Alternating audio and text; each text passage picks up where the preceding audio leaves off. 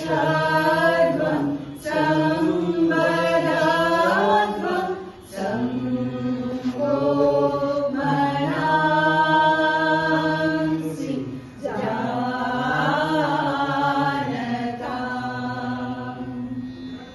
समानुमन्त्र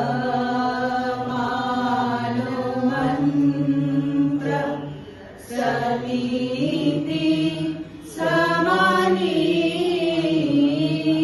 समानं मनसः चित्तं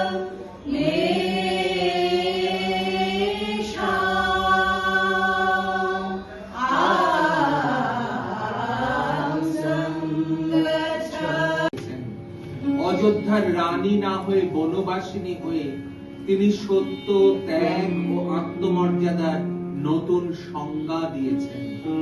এইভাবেই সীতা হয়ে উঠেছেন সহিষ্ণুতা, প্রতিবাদ ও নারীর স্বকীয়তার এক যুগান্তকারী প্রতীক।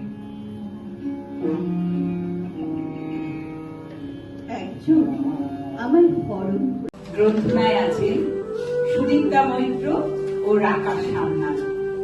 ভাষ্যপাঠে আমি চৈতালি চক্রবর্তী ও সুদীপ্তা মৈত্র। আবৃত্তিতে অংশগ্রহণ করেছেন রাজা পাল, অমৃতা সর্দার, দিয়া মল্লিক ও সুদীপ্ত মুখোপাধ্যায়।